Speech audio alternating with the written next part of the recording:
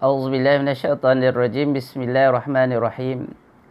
الحمد لله نحمده ونستعينه ونستهديه ونستغفره ونعوذ بالله من شرور أنفسنا ومن سيئات أعمالنا. ما يهد الله فلا مضل له وما يضلل فلا هادي له. أشهد أن لا إله إلا الله وحده لا شريك له وأشهد أن محمدا عبده ورسوله.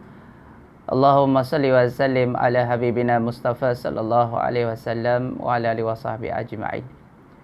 Sidang hadirin hadirat jemaah yang dirahmati oleh Allah Ta'ala, terutamanya jemaah surau An-Nur, ahlan wa sahlan wa marhaban bikum.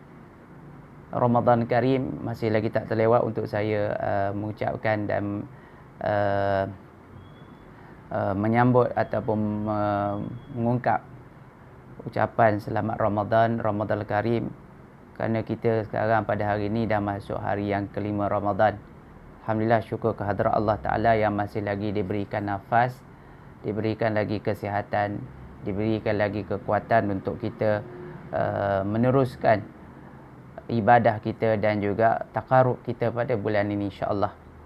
Walaupun kita masih lagi berada di dalam PKP, agenda majlis-majlis ilmu ini tetap diteruskan, dan syabas saya ucapkan pada Jawatankuasa Masjid Surau An-Nur yang masih juga meneruskan lagi sesi majlis-majlis ilmu, walaupun dengan cara live ataupun dengan recording dan sebagainya. Yang penting dakwah dan juga tazkirah peringatan itu terus segar dan terus berterusan, ya, untuk disampaikan kepada hadirin jemaah dan kepada orang yang mendengarnya, insya-Allah.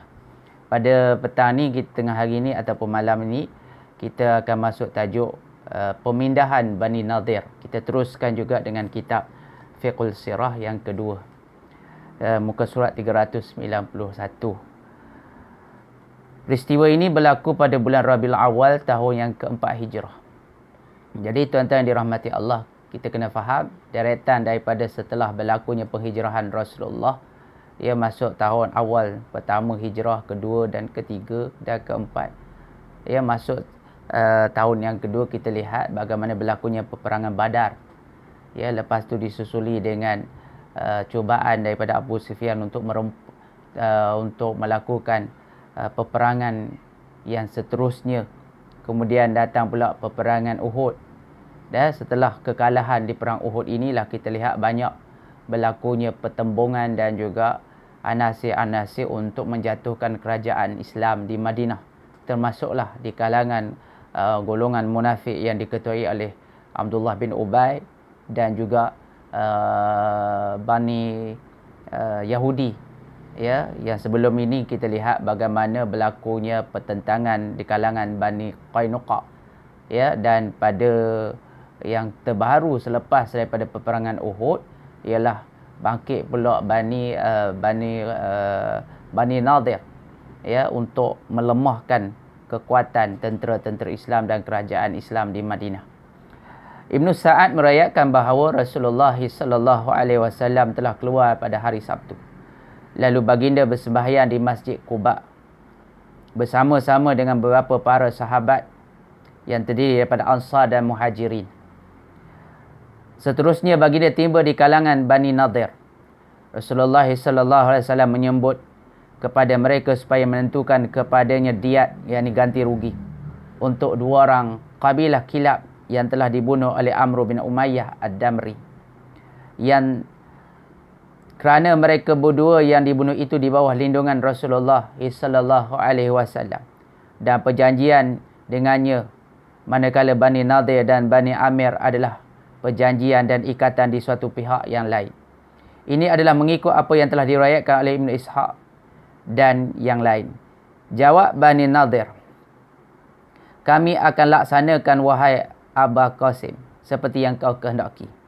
Mereka berbisik-bisik sesama mereka merancang satu pengkhianatan, di mana Amr bin Juhash An-Nadri berkata, aku akan naik ke atas bumbung dan aku akan humbankan seketul batu besar, katanya. Ketika itu Rasulullah sallallahu alaihi wasallam berdiri di tepi dinding rumah mereka. Ibnu Sa'ad menambah lagi riwayat bahawasanya Salam bin Miskam daripada kalangan Bani Yahudi Bani Nadir juga telah menegur rancangan mereka dengan katanya, jangan kamu lakukan kerana Allah akan menyampaikan kepada Nabi sallallahu alaihi wasallam apa yang kamu rancangkan, dan ini adalah pencabulan dan atas perjanjian yang telah kita menterikan dengannya. Apabila berita pakatan jahat Yahudi itu telah sampai kepada baginda Nabi sallallahu alaihi wasallam, maka baginda terus bangun seolah-olah ada satu hajat dan terus pergi pulang ke Madinah. Sahabat-sahabatnya mendapati baginda, kemudian mereka berkata, Rasulullah sallallahu alaihi wasallam bangun sedangkan kami tidak sedar. Jawab baginda, Yahudi telah merancang pengkhianatan, lalu Allah telah memberi kepadaku, oleh itu aku bangun dan aku beredar daripada situ. Kemudian Rasulullah sallallahu alaihi wasallam menghantar utusan kepada mereka, kami mesti keluar daripada, kamu kena keluar daripada negeri kamu, kerana kamu telah merancang sebagaimana telah yang kamu telah lakukan. Aku tempohkan kepada kamu 10 hari. Sesiapa di antara kamu yang masih ternampak lagi di Madinah ini akan dipenggal lehernya. Mereka pun bersiap untuk keluar. Tetapi Abdullah bin Ubay bin Salul, kepala munafik, mengutuskan kepada mereka dengan katanya, kamu jangan keluar dari kampung kamu dan pertahankanlah di dalam kubu kamu. Di sini bersamaku 2000 tentera dan yang lain lagi akan berperang untuk kamu. Mereka pun kembali seperti biasa, tidak hendak keluar. Lalu seterusnya berhenti di kubu-kubu mereka. Rasulullah sallallahu alaihi wasallam memerintahkan sahabatnya menyediakan kelengkapan untuk menyerang mereka dan berhadapan dengan mereka. Sesungguhnya baginda Nabi sallallahu alaihi wasallam bergerak menuju ke arah mereka dan mereka berkubu di benteng-benteng mereka dengan kelengkapan panah dan batu-batu. Manakala Abdullah bin Ubay mengecewakan mereka dan tidak menepati janjinya. Maka Rasulullah sallallahu alaihi wasallam mengepung Yahudi dan memerintahkan supaya ditebang tamar-tamar mereka dan memusnahkannya. Mereka melaun, hai Muhammad, dulu kau melarang kerosakan dan memperburukkan orang yang membuat kerosakan. Apa hal pula dengan tindakan memotong tamar dan memusnahkannya? Maka Allah pun menurunkan firman Allah, ma qata'tum min linatin aw taraktumuha qa'imatan ala usuliha fa biiznillahi wal yukhzil fasiqin wal yukhziyal fasiqin. Apa saja yang kamu tebang dari pohon kurma, yakni milik orang Yahudi, atau yang kamu biarkan tumbuh berdiri di atas pokok, maka itu semua adalah dengan izin Allah Subhanahu wa taala, dan kerana dia hendak memberi kehinaan kepada orang-orang fasik. Surah Al-Hajj ayat yang kelima. Yahudi Bani Nadir telah meminta Rasulullah sallallahu alaihi wasallam membenarkan mereka keluar daripada Madinah seperti yang baginda kehendaki dahulu. Tapi kata baginda, hari ini aku tidak menerima permintaan ini. Yang boleh hanya kamu keluar membawa darah kamu sahaja, dan tidak ada harta bersama-sama kamu kecuali apa yang dibawa oleh unta-unta kamu sahaja, tidak termasuk senjata. Yahudi pun patuh dengan perintah ini dan mereka membawa harta-harta mereka sekadar yang termuat di belakang unta. Ibnu Hisham menambah lagi, seorang Yahudi meroboh rumah mereka sendiri hingga ke pintunya dengan meletakkan di atas belakang untanya. Mereka berpecah, sebahagiannya ke Khaybar, manakala sebahagian lagi ke Syam. Tidak seorang pun memeluk Islam kecuali 2 orang, iaitu Yamin bin Amir bin Ka'ab ibnu Amru bin Jahshi dan Abu Sa'ad bin Wahab. Mereka dua memperolehi balik harta mereka. Rasulullah membahagikan harta Bani Nadir ini di kalangan muhajirin. Yang pertama sahaja, tanpa Ansar, kecuali 2 orang yang dimaklumkan kepada baginda sebagai 2 orang yang miskin, iaitu Sahlu bin Harith dan Abu Dujanah Sama bin Kharashah. Sebenarnya harta Bani Nadir ini sepenuhnya untuk Rasulullah sallallahu alaihi wasallam. Di dalam kitab Futuhul Buldan menyebut bahawa baginda Nabi sallallahu alaihi wasallam bercucuk tanam di bawah-bawah pokok tamar dan disimpannya sebahagian untuk makanan keluarga dan isterinya. Setahun dan selebihnya diperuntukkan kepada kuda tunggangan dan senjata. Telah diturun surah Al-Hajj selengkapnya kepada Bani Nadir. Surah ini diturunkan sebagai mengulas siasah Rasulullah sallallahu alaihi wasallam dalam membahagikan harta Bani Nadir. Hadirin sidang pendengar yang dirahmati Allah. Ini teks yang perlu kita fahami tentang bagaimana peristiwa ini berlaku, dan diterangkan di sini bahawa untuk kita memahami lebih lanjut boleh kita membaca surah Al-Hajj, surah yang ke-59 yang biasa kita baca di hujungnya ayat tentang ayat asma Allah Ta'ala. Law anzalna hadzal qur'ana ala jabalin la ra'aitahu khashi'an mutasaddian min khasyatillah. Ya, wa tilkal amsalu nadribuha lin-nasi la'allahum yatafakkarun. Jadi ayat sebelum itu menerangkan tentang bagaimana peristiwa yang berlaku kepada Bani Nadir. Jadi tuan-tuan, peristiwa ini memperlihatkan kepada kita tentang pengkhianatan yang kedua berlaku setelah pembukaan kota Mekah, kota Madinah, dan berlakunya perjanjian Madinah dengan Rasulullah bersama dengan orang-orang Yahudi. Kita faham pengkhianatan yang pertama pernah berlaku pada Bani Yahudi, Bani Qainuqa. Bagaimana mereka menghina seorang wanita yang datang ke pasar Bani Qainuqa, ya, untuk membeli belah dari sana, tetapi di sana dia dihina oleh orang-orang Yahudi dengan menyelak dan memperlihatkan auratnya. Maka ketika itu seorang lelaki Islam meluru ke hadapan dan membunuh tukang emas yang menghina dan mengangkat aurat wanita itu. Akhir sekali Yahudi berkumpul dan membunuh kembali lelaki itu. Daripada peristiwa itu, itulah pertama kali berlaku pengkhianatan Yahudi, sehingga kan Rasulullah mengepung mereka dan menghalau Bani Qainuqa. Kemudian inilah peristiwa yang kedua, Bani Nadir, yang mana mereka ini melakukan komplot. Cerita yang kita faham tadi, bagaimana Nabi pergi ke Bani Nadir ni untuk satu perjanjian, kerana Bani Nadir ni berada di bawah jaminan dan perjanjian dengan Rasulullah.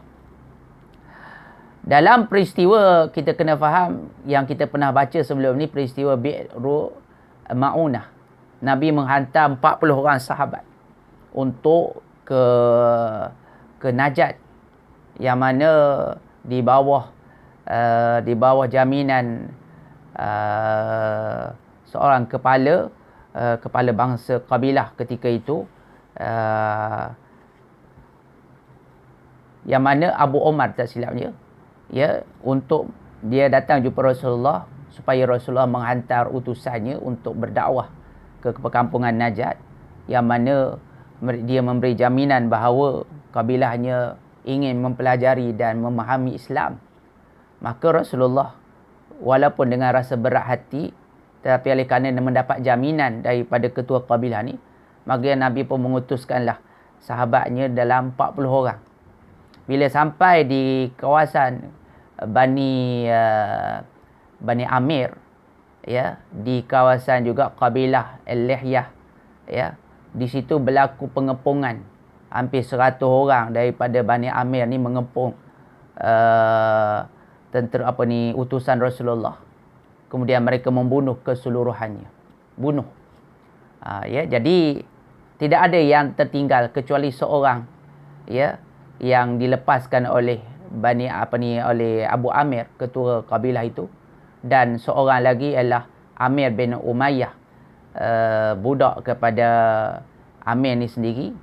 Kerana dia terikat dengan janji ibu dia, maka dia pun lepas.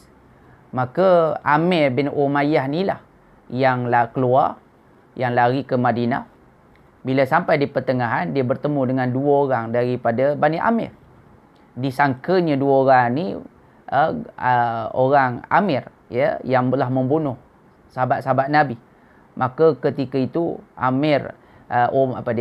Amru ni kemudian membunuh 2 orang ni kerana dia menganggap ini juga musuh Islam. Bila sampai kepada Nabi, Nabi menceritakan bahawa 2 orang tu di bawah jaminan Nabi.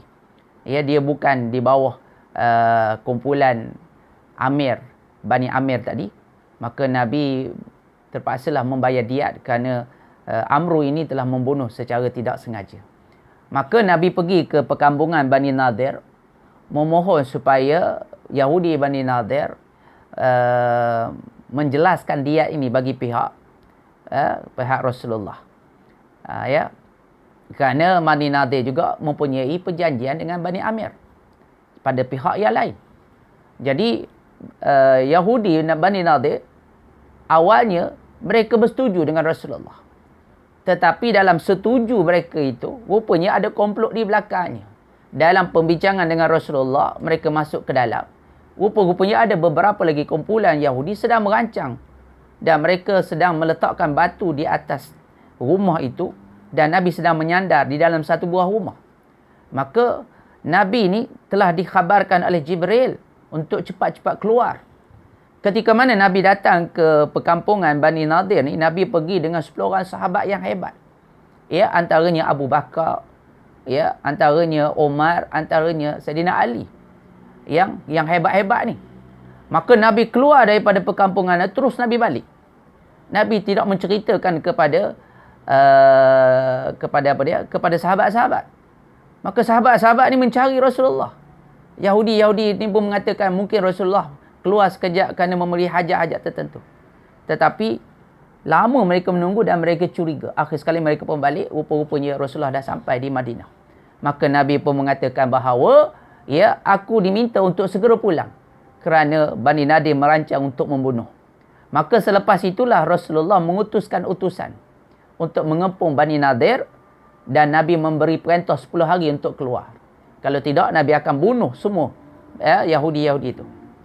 Ketika mana mereka bersiap siaga nak keluar, maka datang Abdullah bin Ubay bin Salul ni, kepala munafik tadi, memberi jaminan pada mereka, jangan keluar. Ya, aku ada 2,000 tentera yang akan mempertahankan kamu. Sebab Abdullah bin Ubay ni ada perjanjian dengan pokok Yahudi ni. Ya, maka Yahudi tadi yang asalnya nak keluar, tak jadi nak keluar. Ada di sebahagian mereka ni nak keluar, kita kata kita keluar sampai ke Khaybar pun tak apa. Ya, kemudian bila sampai musim buah, kita balik pula. Datang ambil ke kebun-kebun buah kita, maka kita tidak akan mengalami kerugian. Begitu faham mereka.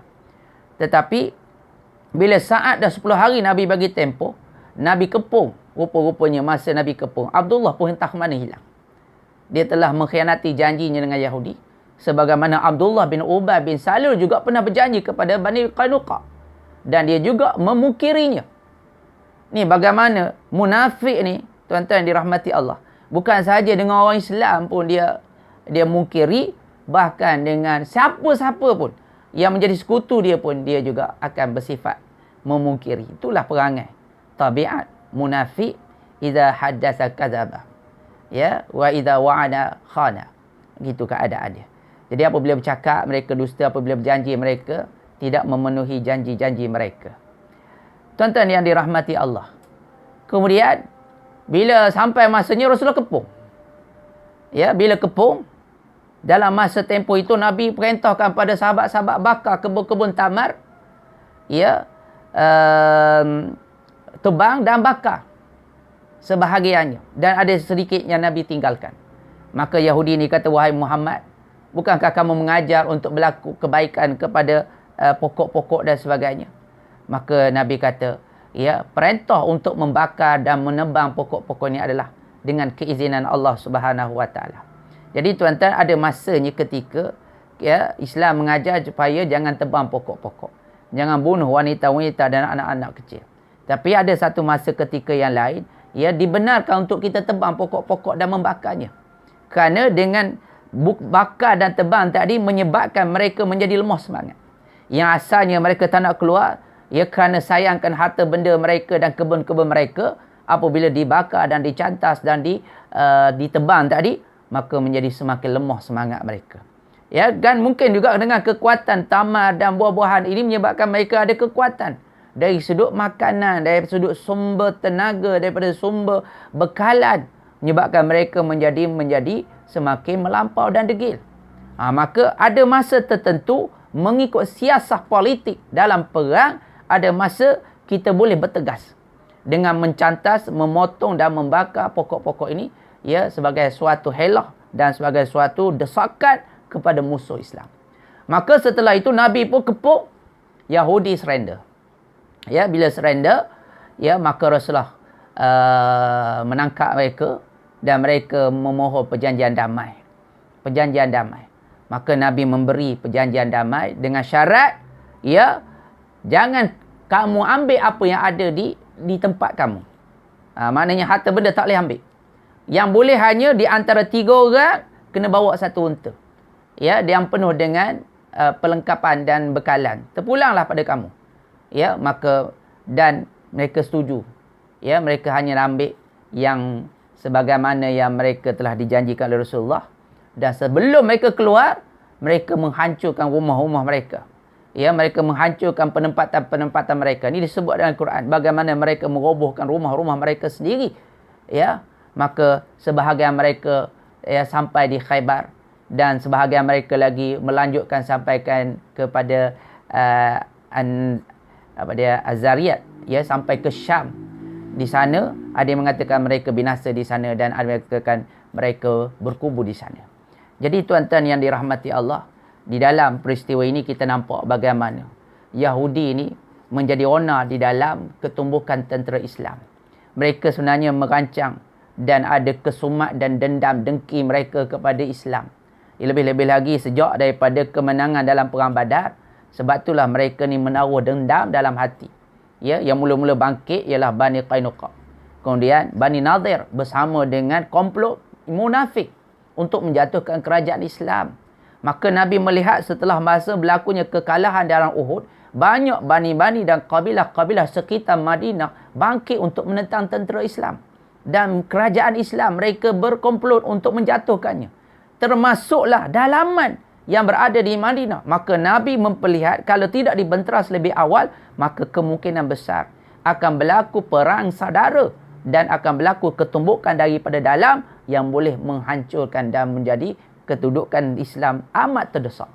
Maka kerana politik dan siasat inilah Nabi mengambil suatu tindakan yang cepat, ya, maka Nabi membenteras golongan Yahudi dan menghalau sehingga kan merasa tenang, ya, Madinah. Kemudian Rasulullah menggempur kabilah-kabilah yang ada sekitar yang telah melakukan komplot untuk membunuh dan mengepung tentera-tentera Islam. Sebelum mereka melancarkan serang, Nabi lebih awal pergi ke tempat-tempat mereka untuk menghancurkan kumpulan-kumpulan yang sedang untuk merancang merempuh Madinah. Setelah daripada itu, tuan-tuan yang dirahmati Allah, harta-harta Yahudi Bani Nadir ini diambil yang dinamakan sebagai harta fight. Ya, harta fight maknanya harta yang tak sempat perang, tetapi didapat daripada musuh. Ghanimah yang dipanggil ghanimah tapi tak sempat perang, dipanggil fight. Maka diambil satu bahagian, 1/5-nya kepada Rasul, Allah dan Rasul. Dan sebahagian besarnya diberi kepada orang-orang muhajirin, orang-orang muhajirin yang awal. Ya, dan hanya diberikan kepada orang Ansar ni 2 orang saja, Abu Dujanah dan juga seorang lagi sahabat yang amat miskin. Maka Ansar yang lain tidak diberi oleh Rasulullah.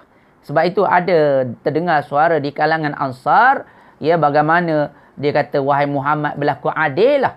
Maka Nabi kata, siapa lagi kah yang akan dapat berlaku adil kalau bukan aku? Amat murka Nabi ketika itu. Ya, tapi setelah Nabi memperjelaskan, barulah mereka faham. Sebab selama ni orang-orang muhajirin bergantung dengan pertolongan Ansar. Tetapi setelah Nabi memberi tanah-tanah daripada rampasan daripada Yahudi ini, orang-orang muhajirin boleh hidup berdikari dan tanpa pertolongan daripada sahabat mereka, daripada Al-Ansar. Maka mereka dapat hidup dengan tenang dan mereka dapat mengusahakannya. Dan begitu juga selepas daripada dihalaunya Yahudi Bani Nadir ini, maka kedudukan Madinah kembali menjadi tenang dan semangat dan kewibawaan pasukan Nabi menjadi kembali naik setelah mana menjunam jatuh dalam peperangan Badar, dalam peperangan Uhud. Maka ketika ini Nabi teringat dengan janji Abu Sufyan yang mengatakan bahawa setahun lagi mereka akan datang. Maka Nabi mendengar, walaupun ketika itu berlakunya musim kering, tapi dengar ada pasukan Abu Sufyan datang menempa ke Madinah. maka Nabi keluar lagi bersama dengan sahabat-sahabat untuk menempatkan diri di luar daripada Madinah untuk menunggu tentera-tentera Abu Sufyan. Ya, Nabi tunggu sampai 7 hari. Tapi rupa-rupanya Abu Sufyan dengan ketumbukan yang besar sampai di pertengahan jalan, dia berucap kepada tentera-tenteranya, aku merasakan ya kita lebih baik pulang kerana sekarang ni musim kering, ya tidak sesuai untuk berperang. Maka tentera-tentera yang dipimpin Abu Sufyan tak jadi berperang pada masa itu, maka mereka pun balik. Dan tentera Islam yang menunggu tadi, ya, dalam masa menunggu itu mereka melakukan perniagaan, ya, sebab mereka berada di pertengahan jalan di antara jalan dagangan ke Syam. Maka ketika itu walaupun tidak berlaku peperangan, umat Islam tetap mendapat keuntungan daripada perniagaan-perniagaan yang dijalankan. Jadi tuan-tuan yang dirahmati Allah, itulah ulasan daripada tajuk ini, yang mana kita lihat bagaimana Rasulullah ini dipelihara oleh Allah Ta'ala dengan kemelut dan juga perancangan licik Bani Yahudi. Ya, jadi bagaimana Allah Ta'ala sebut, wallahu ya'simuka minan nas, ya, dan Allah memeliharamu daripada manusia.